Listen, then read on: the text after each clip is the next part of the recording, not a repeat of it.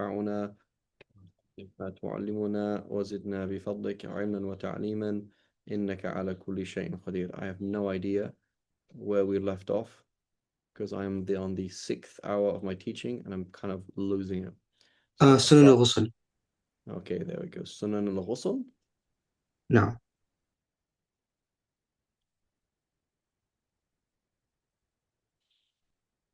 Sunan al-Ghusl.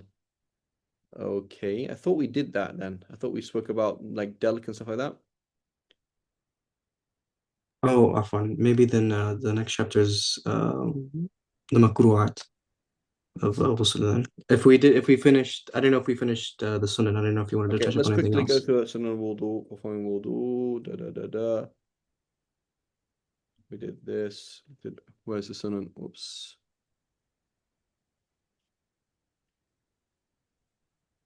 That's wudu.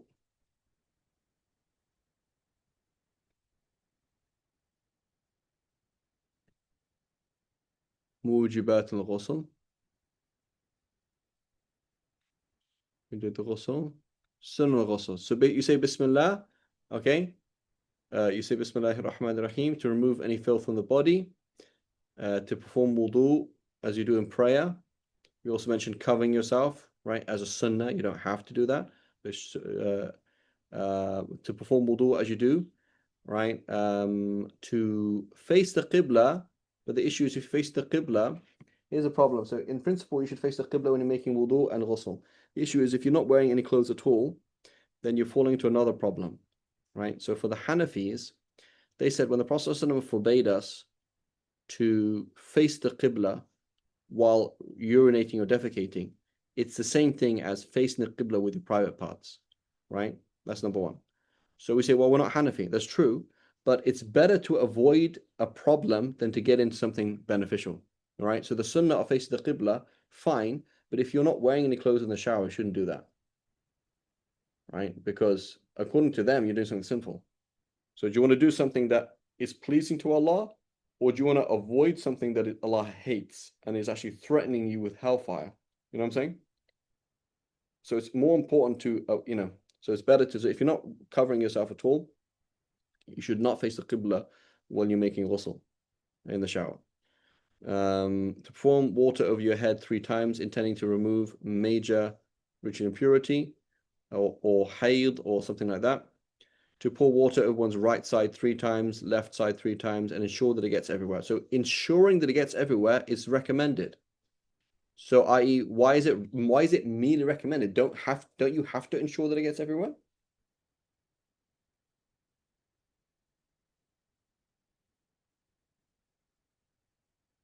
So is it okay like you just wash like half of your body? And that's just fine?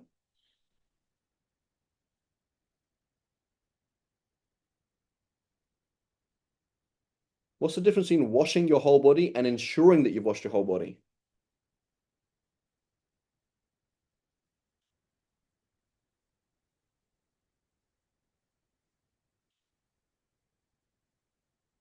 Thoroughness. So the thoroughness is recommended, right? The thoroughness is recommended. Okay. So, and that thing that you can actually check, right? Make sure that your water gets everywhere. Like paying extra attention is recommended, but it's not obligatory because the default, you stood under the shower. Okay. What do you think? Do you think your whole body is wet? Yeah. Okay, khalas, that's good enough. You don't need to know or double check, right? But being careful is recommended, right? For some people, you shouldn't do that. Right? To rub oneself, i.e., to pass one's hand over one's body, is also recommended and offensive to miss. It is sunnah to apply musk. We did this as well to one's piece of cotton, etc. We mentioned this last week. Okay, and it says conditions of wudu, and it says that number one, we did this as well. That you've got to be Muslim. You have to be the age of reasoning. We did this last week.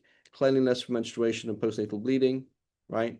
So, for example, you can make ghusl on Eid though, right? If you're you're menstruating, and you want to make ghusl on Eid, right? That does count.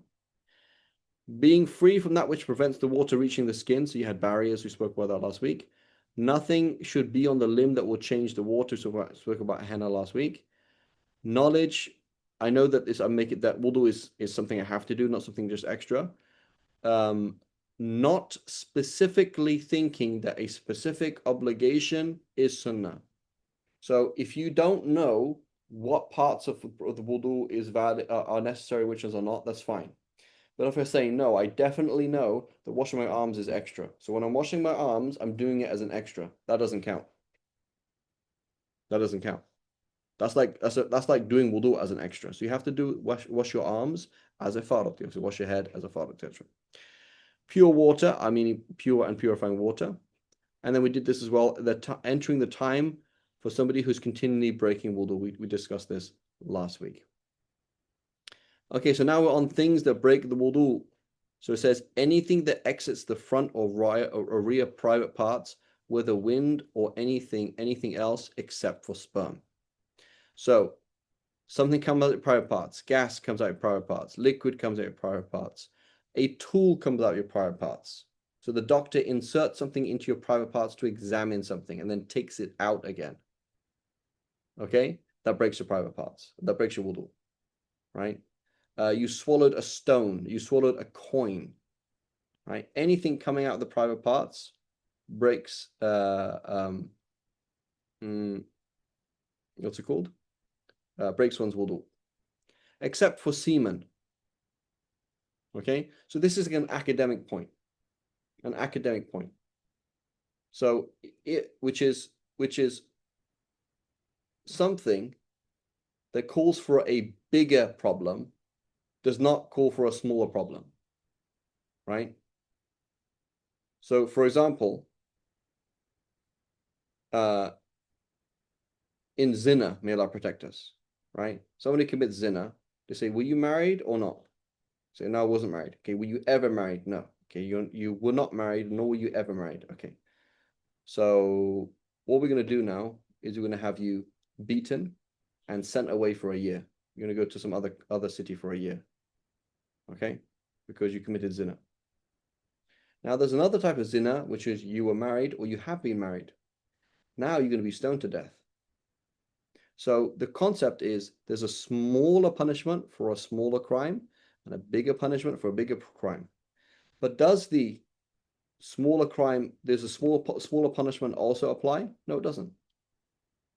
So by the same token, there is a smaller punishment, so to speak, a smaller thing, which is you broke wudu. But semen, the exit of semen, which calls for ghusl, does not also call for wudu, right? By virtue of the fact that it's something coming out of your private parts, right? So this person has to make ghusl, doesn't have to make wudu. So then you ask the question, okay, but if I made ghusl, wouldn't that count as wudu? So yeah, okay. And what could I do with this while I still have wudu, but I need to make ghusl? What can I do? Oh, nothing. So it's a purely academic point. It's a purely technical point, right? That technically speaking, you still have wudu, even though you have to make ghusl. But that wudu doesn't really help you in anything because you can't do anything with it. Okay? So that's that concept there. But the point is, anything that comes out of the private parts, it doesn't matter what it is, right?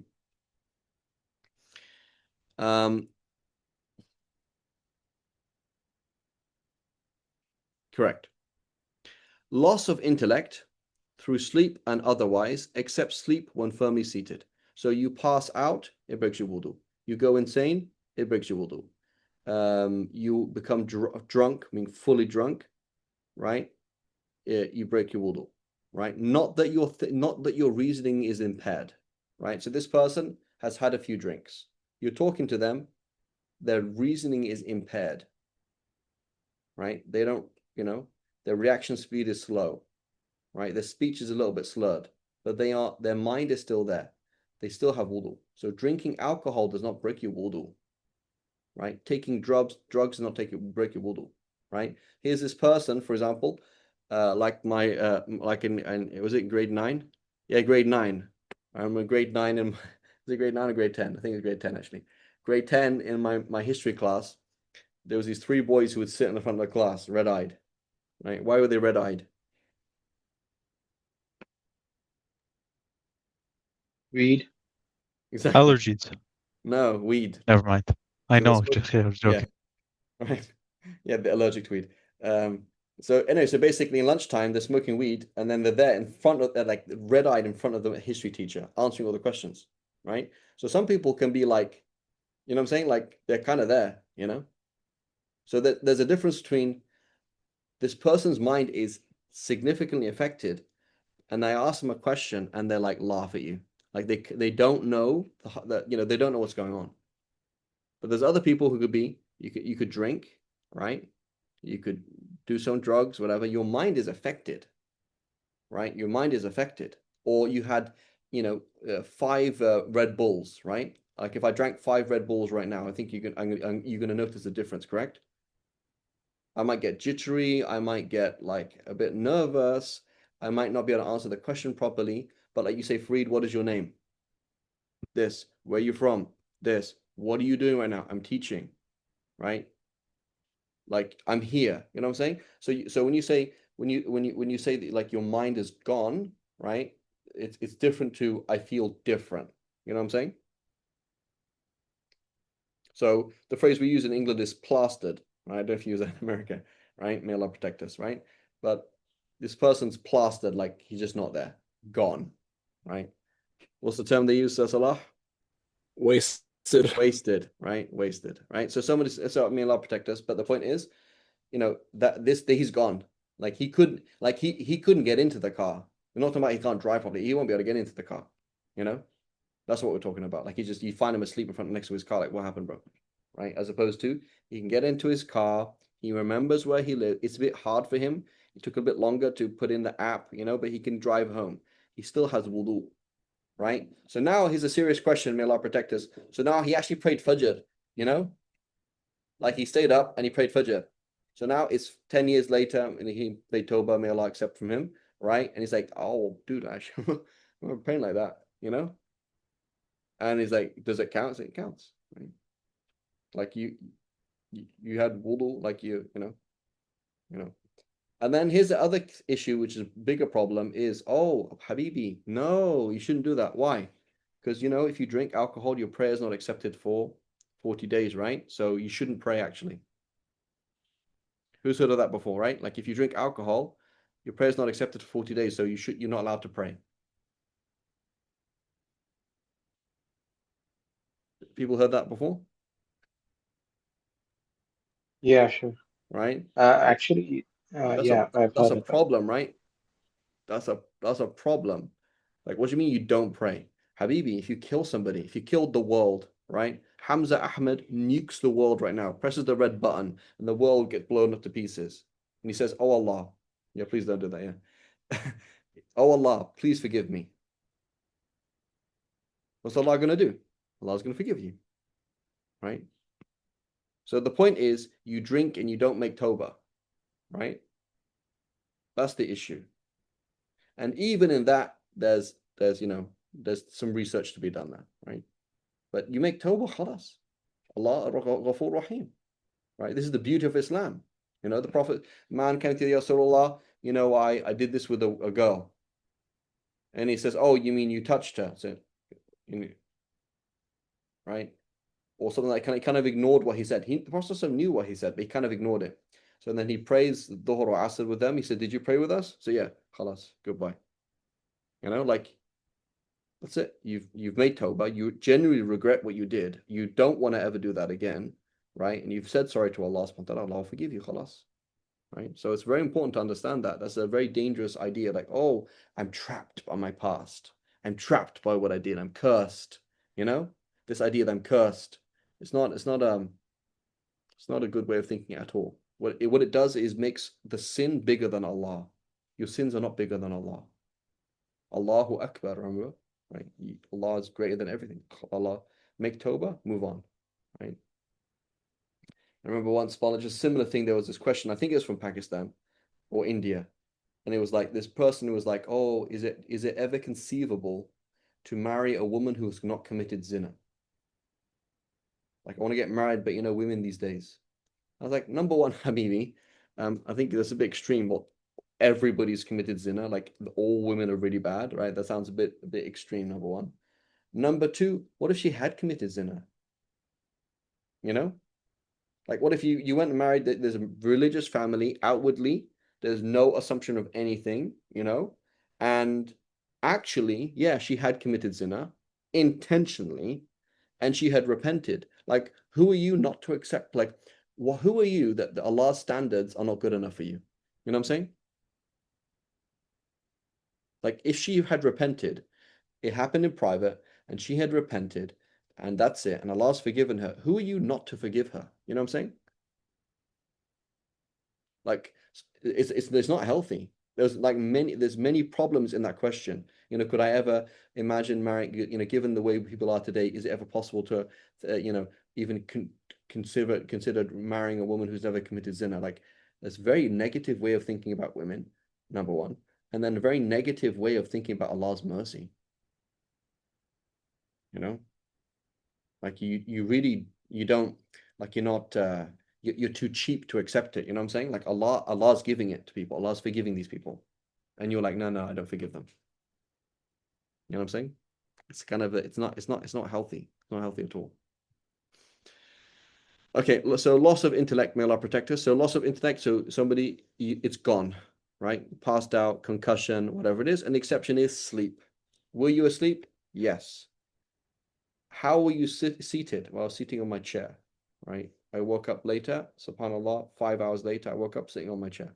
Okay, you still have wudu, right? So you're sitting in a position where it would be awkward, not impossible, but awkward to pass wind, right? As opposed to you were lying on your side or something like that. Right?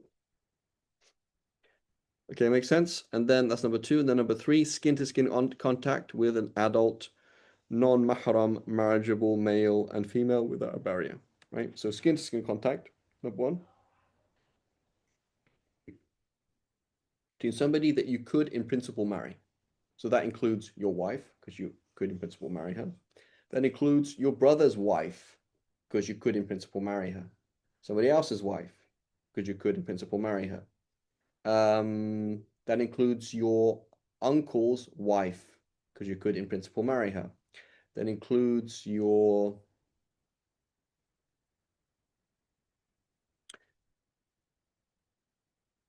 nephew's wife, because you could, in principle, marry her. So these people, these are called non-mahram. It is haram to see them look at them without hijab. It is haram to touch them, right? So one thing is it's haram, the other thing, does it break wudu or not? Okay, but that's like slightly separate. Adopted parents' children, that's not you. So adoption is not valid, meaning that's not actually your child, right? So let's say, for example, Ya Rab, may Allah help me. I would like to adopt children if I could, right? So let's say I adopt some children, okay? When they reach of age, you tell them, listen, you call me daddy, like everybody else calls me daddy, but I'm not your dad, okay? This is the reality. Your dad passed away when you were 2. Your mum passed away before you were born, or not before you were born, when you are just after you were born. We are looking after you, and we love you. And we can come for us emotional support. But you see my kids here. These are my kids. But you're not my child, okay? And you have other parents. And in inheritance, you don't inherit from me. Inshallah, I will try and be as fair as I can and put it in a bequest, a wasiyah, right? And I'll make things fair on Eid. Everyone gets the same thing. Everyone gets the same food. Everyone gets the same cuddles and these things. But you're not actually our kids. And now in reaching puberty, right? These girls, for example, that you adopted, there's a reason why Allah subhanahu wa ta'ala has said that this is not your mahram.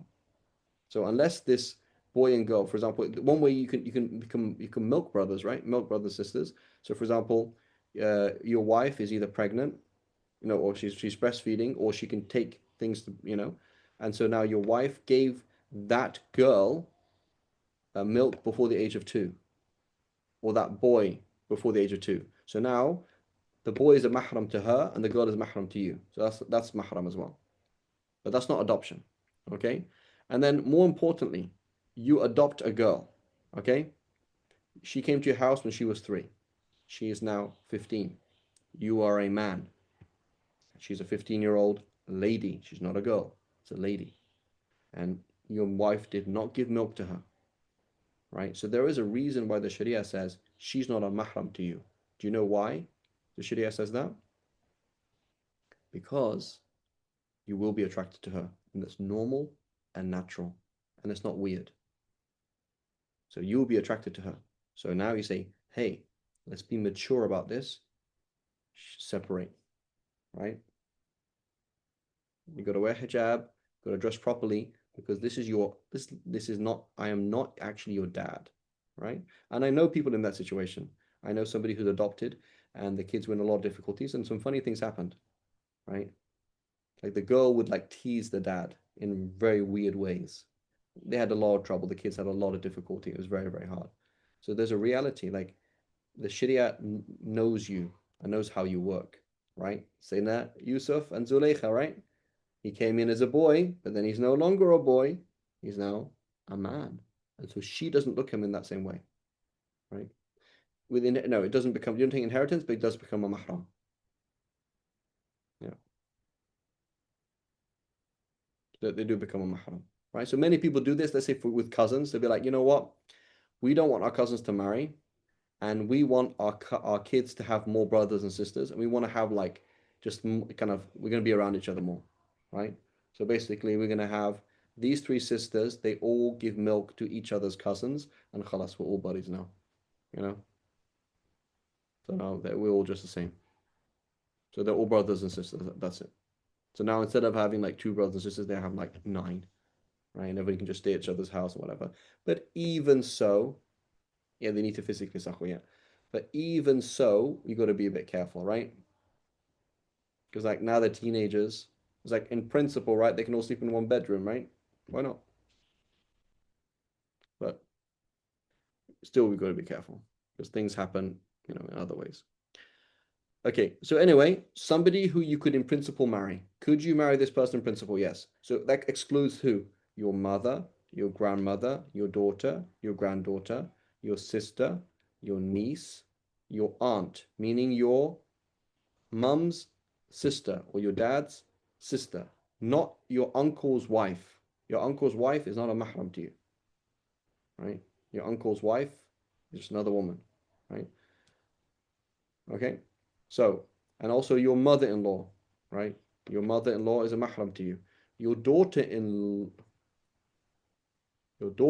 is a mahram to you, right? Your stepdaughter, so your wife's daughter is a mahram to you, right? Your wife's daughter. So she had a daughter before you married her. Now you marry her, that's a mahram to you.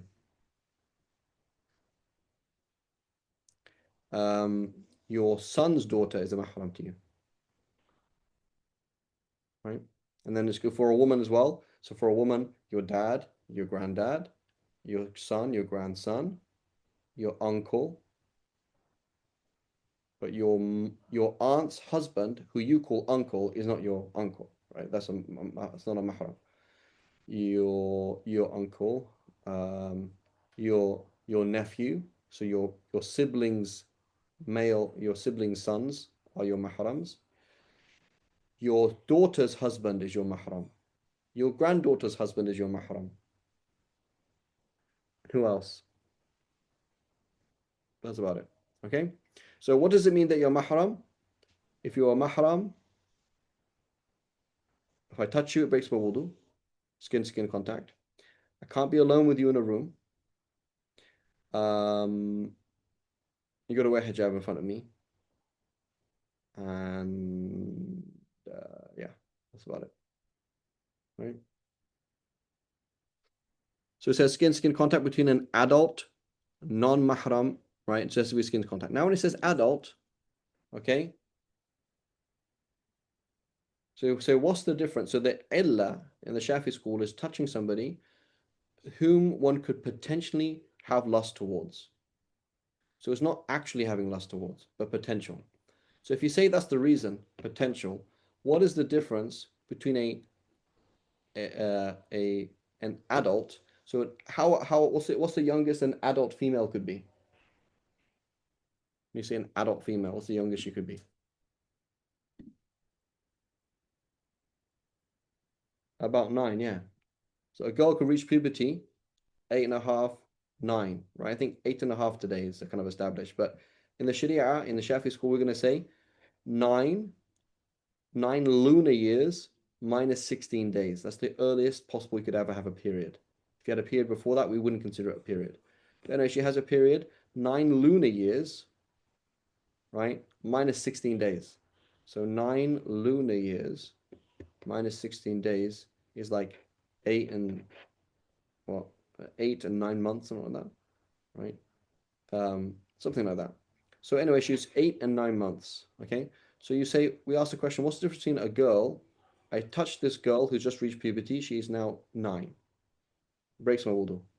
Okay. What's the difference between the day before? The day before she reached puberty, is there any difference in terms of possibility of lust?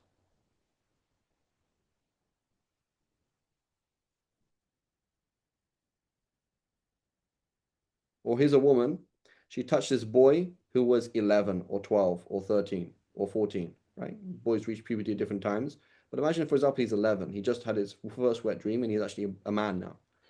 So if she touches him, his skin breaks wudu. What's the difference between the day before he had his first wet dream? Is there any difference? He wasn't a man. He wasn't a man, that's true. But in terms of possibility of lust, is there any difference? No. Okay. So what we're going to say then is we're going to divide children into 2 categories. Children, meaning a male or female who has not reached puberty. A non-baligh, a child, is of 2 categories. You're either baby or and closer to that, or closer to adult. That's how we're going to divide them up. So you touch a 1-year-old girl as a man, it's not going to break your wudu because she's a baby or closer to a baby. 2-year-old, 3-year-old, 4-year-old, 5-year-old, depends on how she looks. 6-year-old, depends how she looks. 7-year-old, 8-year-old, it's the same. So when you get to 8, even though she hasn't reached puberty yet, she looks the same, right? 7, depending how they look, maybe 6, right? Sometimes even 5, right? So there's like when they get to like 5, they can look more like they would when they reach puberty than being baby. Okay, so this is a very important point because the Shafi'is, they're going to say that your own sexual inclinations are ignored because they're not interested in that because of the principle and nadir la hukma lahu, something that's rare is not relevant. So not interested in homosexuals and how they would feel if they touched the same gender, right? We're not interested in people who are attracted to their own parents or their own sisters because that's not normal. So if a man touched his own sister with lust, that would not break his wudu, right? Because that's not normal. Similarly, if a man was a pedophile, okay, and he has this amazing like attraction to babies, right? He has these fantasies of sleeping with a 3-year-old, okay? We would say that's not normal. That's not normal. That's like somebody who's homosexual or something like that. So if you touched a 3-year-old with lust, unintentionally, for example, obviously it's not haram because it's unintentional, right? A, but B, it wouldn't break your wudu, right? And so this is important because the Shafi'is recognize and spoke about pedophilia, right? They talk about somebody that with someone who's salim al-tabi'a, normal nature, right? They're aware of pedophilia. However, their definition of pedophilia is very different to modern Western period times. Because what I've just described right now seems pretty pedophilic to me. I mean, as a Westerner, right?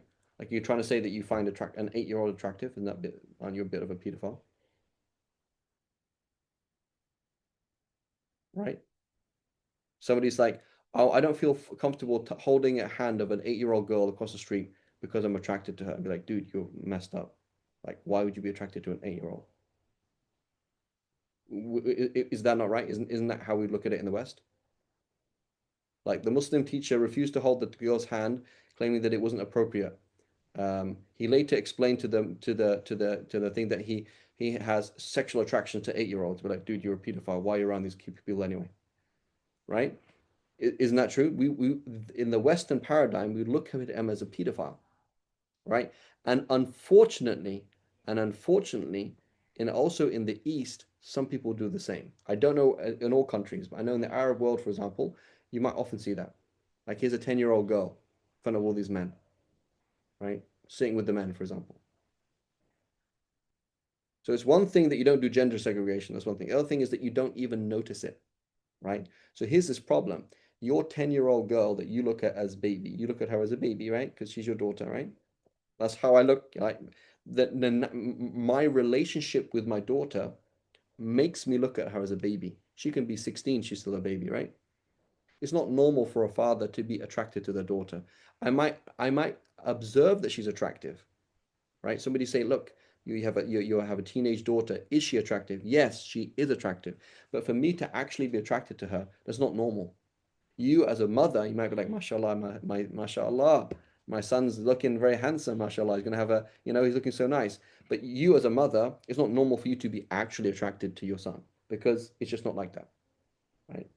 So you could observe somebody being attractive without being attracted to them, right? So this is what happens then, is we follow Western paradigms or our own weird things, and we don't realize that you look at her as a girl. They don't look at her as a girl. Okay? And it makes it wrong for both sides. Because both sides, who are the both sides? For the men around her, they're actually looking at her with lust. And they might even be touching her with lust. And she's going to go and high five to all the guys and give uncles, give a Eid hug to all the uncles. That's actually haram, right? Yeah, it can be before that. 8.5 is happening. Medically, it's happening 8.5 now, right? That's number one. Number two, as well, for the female, right? Females, as well, because they reach puberty early, they're also sexually aware. So there's a reason why an 8-year-old girl or a 9-year-old girl or a 10-year-old girl, she actually likes being around men. She might not understand her feelings yet or her inclinations, right? But she actually likes being around men because she's actually attracted to men, right? So these are conversations that people don't really have. They're like, are you trying to say that my 8-year-old daughter is like trying to be sexually active? We're like, no, I'm not trying to say that. But she is more sexually sensitive than you realize. You don't realize that, but she is. And the other men around her do not see her the way that you see her. So what does that mean? It means that it's not okay for having her sit on someone's lap or that she's going to be with the men. Yeah, it's not okay. She should be separated from the men at the age of like 5 or 6. That's it. Because now men are starting to look at her as a what? As a woman. And that's one of the reasons what happens in Quran school all the time. You hear the stories all the time. Quran school, what happens in the Quran school? In the Quran school all the time. Quran teacher did what? Abuse. Sexual abuse. It's not rape, okay, but it's things like you realize, hang on a minute, that's a man. That's actually a woman. Like she's 7, but she's pretty tall. She's 8. She doesn't look that. She looks big. She's 9. She's 10. It's like, oh, it's okay. It's okay. It's actually not okay. It's actually not okay because she's actually analogous to a woman, right? And then you're like, oh my God, these Molanas are messed up. Look at them. They sexually abuse things like that. Yeah, that's true, but it's double-sided. The parents, you also abuse that girl by putting her in that situation. You don't do that. You don't put, like the Sharia comes along and says, you don't put people in certain situations, right? You just simply don't do that, right? It's not that he's messed up. It's that he is a male. It's not that she's messed up. It's that she's a female. It's normal. It's actually normal, right? So what I'm trying to say is our paradigm of pedophilia in the West is inaccurate. And it's based on totally different paradigms. It's based on totally different paradigms, right? And it's not real. And we are already aware of pedophilia, which means you're attracted to kids, you're attracted to babies, right? You have this attraction to a little kid, right? Be it male or female or whatever it is. That's a thing. That's your own problem, but that's different to a male attraction to a female, or different to a female attraction to a male. A male attraction to a female, that is normal, and it is the default. So therefore, it is normal and natural for a male to be attracted to a 7-year-old girl who shows feminine attributes, right? Similarly, it's normal and natural for a woman to be attracted to like an 8-year-old boy or a 9-year-old boy who has manly features. Okay, that's normal and natural. And so therefore, they should be separated, right? So there's this whole problem with denying nature and not accepting reality that leads to abuse and leads to haram. As opposed to if you just acknowledge the reality, right? Let's be mature about this situation. 10-year-old girl is not a girl, she is a woman. Treat her as a woman. Men and women should be separated. They shouldn't be shouldn't be in contact. Keep everybody safe, everyone's happy, and move on. Does that make sense?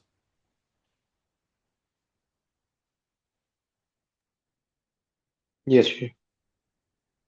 Okay, and the paradigms of the West are all their system is based on consent. It's very different. So I was actually researching this recently about the law of consent, right? So in America, as far as I understand, you can actually have um, like a 12-year-old could actually sleep with a 12-year-old, legally sleep with a 12-year-old, and it's not considered below the age of consent. The issue is that the two people are under 18 and the age gap is 5 years or more. That's the problem. So it's like a 12-year-old and an 18-year-old, right? Or a 13-year-old. Is it, I can't remember, it's 3 years or 5 years, I can't remember. So their issue is very different. Their issue is, are these two people, is the gap so much that one could influence the other? That's how they look at it. That's their concern. That's their rhetoric, right? Our rhetoric is very different. Is it halal? And is this person going to be like harmed by something or something? That's very, very different. Okay. So it's very important to understand these things, right? Very important to understand like that the paradigm is off, right? The paradigm is off. Okay. Now coming to the fiqh of it. So I'm now looking at this girl. There's this girl in my house hanging out with my daughter, okay? And she is, let's say, 6, 7, 8, 9, 10. So now, I can't really tell actually, has she reached puberty or not? And I can't tell whether or not she looks like she's reached puberty. Whether somebody of sound nature would find her attractive or not, I don't find her attractive, but would somebody of sound nature find her attractive? I don't know. So there's two rules that apply.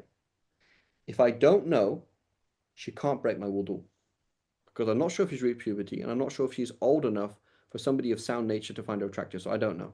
So if she touched my skin or I touched her skin, it doesn't break my wudu. Why? Because the principle, al-yaqeen la yazul bi-shak, certainty is not lifted by doubt. Okay? Now, she wants to hold my hand. Okay, can I hold her hand? It is haram to hold her hand. Why? Because I don't know if it's halal for me to hold her hand. So if she's on age, I'm not really sure if she's old enough to be found attractive by somebody of sound nature. Just because I don't find her attractive, that's not relevant. Point is, somebody of sound nature might they find her attractive as a normal male? I'm not really sure. Therefore, it is haram for me to touch her. Does that make sense?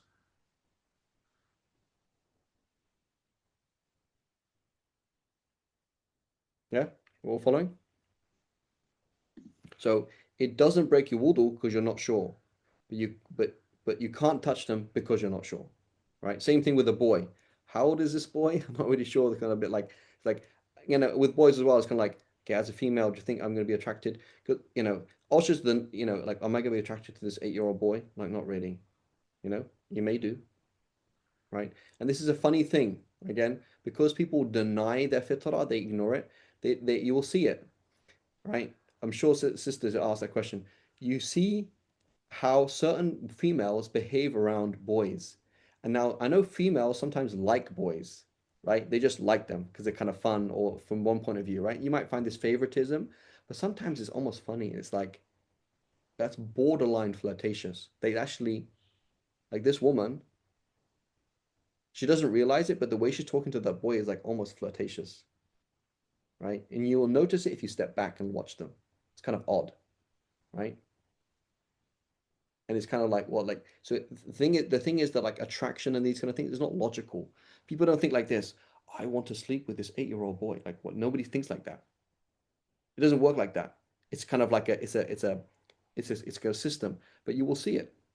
You will see it. You will see, for example, certain women, they will like boys more than girls, and certain women they'll like certain boys more than girls. And you see that relationship is actually a little bit funny. It's a little bit off, right? Because actually that's natural. Even if you're like 40 and this kid is 8, if he has his size a certain way, he looks a certain thing, there's manly features, so therefore it's quite normal. Yes, logically speaking, you would never sleep with this guy.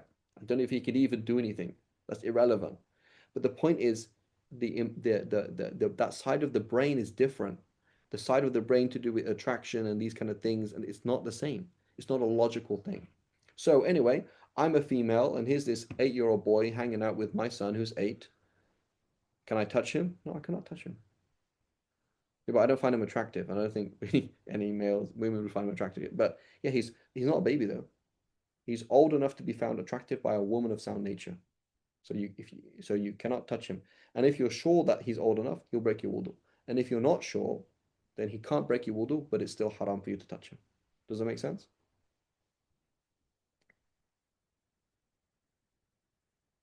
Everyone's following? Salah, Musa. Also M's today, right? Sister Amina, Azhar, Tatu Amir, yeah, Hamza, Maryam, Muhammad. It's good. Yeah, a whole lot of info. Alhamdulillah. A lot of info, right? But upshot, right, is basically the threshold for attraction. The threshold for attraction is way broader than we imagine. And this is a problem, right? So let's say the way that in the West, the way that we look at media is like, we do not look at the average advert as pornographic. Like that is not pornographic. Even though the man or the woman are actually attractive. Like we're so used to like little pieces of sugar, if that makes sense, like little spice of attraction here and there. So it's like it's a non-issue. You know what I'm saying? Like that's a non-issue. Like attraction is this, like that's another level, right? But this like it's just kind of normal. So I'm trying to what the idea is that somebody, what's it called? When skin to skin contact with somebody you could find attractive is actually quite broad and includes a bigger spectrum than you'd imagine. And therefore we have to be more careful in terms of skin to skin contact, right? And what we allow or what we do ourselves. So that makes sense.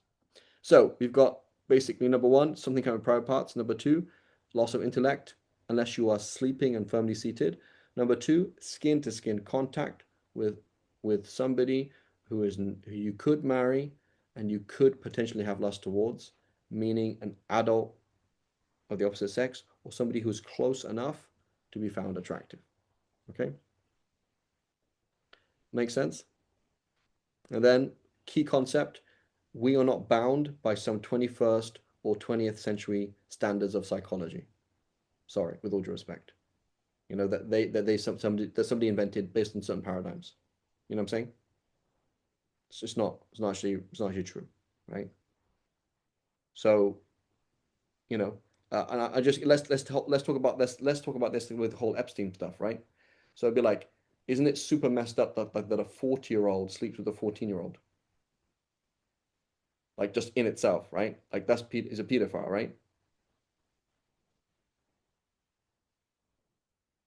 Right?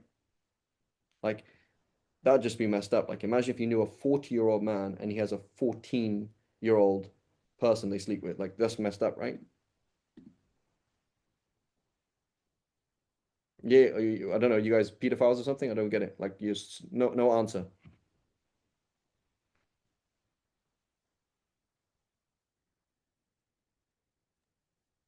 It's messed up or it's not messed up? In today's culture, yeah, it'd be messed up. So it depends upon the culture. And in reality, I can think of 1, 2, 3, like 4 films where that happens in, Western films where that happened in.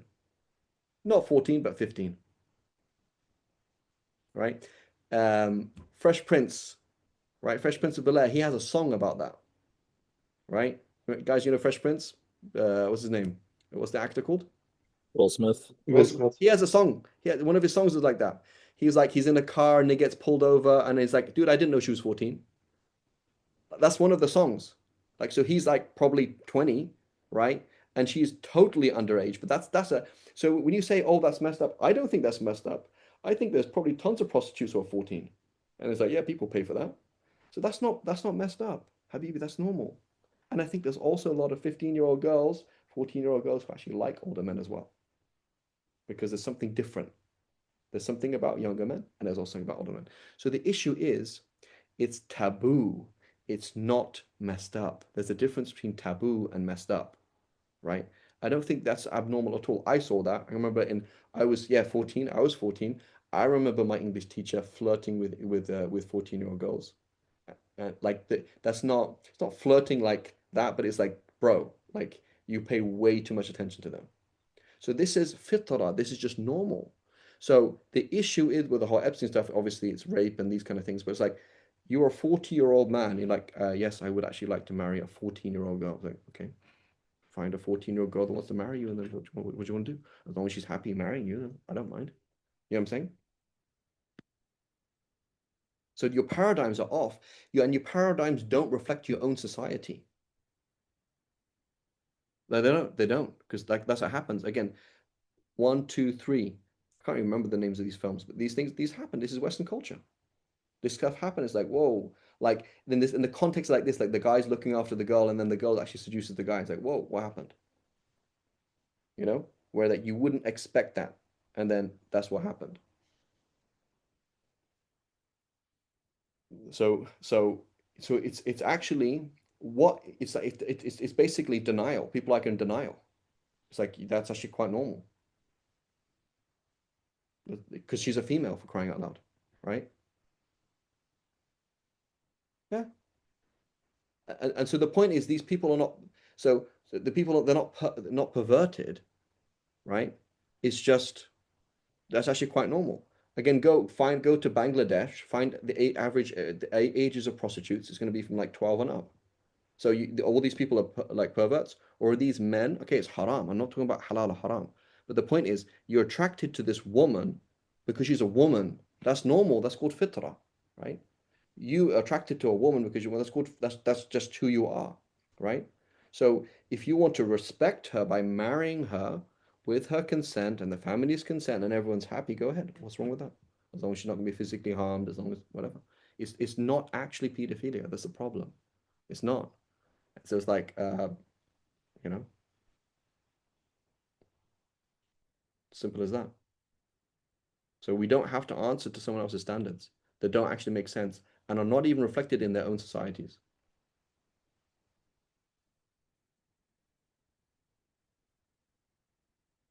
Yeah.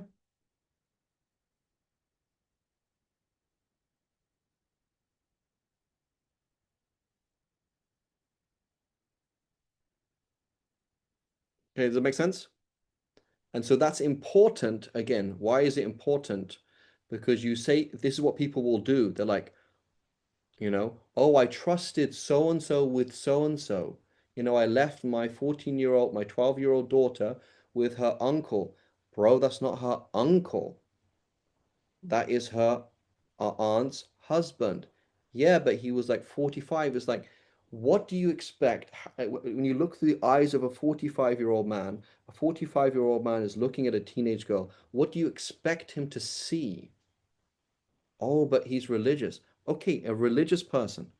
You know, Sa'id ibn Musayyab, the son-in-law of Abu Huraira. Sa'id ibn Musayyab, the son-in-law of Abu Huraira. He said, I am 80-something years old, and I am blind in one eye, and there is nothing I fear for my deen more than women. So will he see some kind of pervert? No, he's not some kind of pervert. He's just a male. That's normal. It is normal and natural for males to be attracted to females, and it's normal and natural for females to be attracted to males. Period. End of conversation. It's just that's just life. That's just how it is, right? If you don't believe it, go out there and interact with people, see how they react. Here's a bunch of women sitting down, a man walks past. How do they react? Watch them. Look at their pupils dilate. What's happening? Right? Young, middle age, everything. Men and women the same. There's no difference. So we just have to be mature about it, cognizant. Yeah, this is reality. Navigate it as a mature adult, as opposed to being in denial. Right? There's a lot of these things you're in denial, various levels of denial, and it results in all sorts of harm. Khair. And then it says, touching private parts of a human with the palm of the internet. Inshallah, we'll do this next week. And we'll stop here. And Salah's going to go and what's it called? Report me to somebody. I'm joking. وصلى الله على سيدنا محمد وعلى آله وصحبه وسلم سبحانك اللهم وبحمدك أشهد أن لا إله إلا أنت نستغفرك ونتوب إليك. He's going to try and search my name up on those files now. I hope I don't find them. Astaghfirullah. May Allah protect us. Sallallahu ala Sayyidina Muhammad. But subhanAllah, this is the thing, right? He's like, here's this thing, right? There's all these files and these people's names. Okay, what about all the files that whose names will not be found? Yawm al-Qiyamah, Habibi. Right?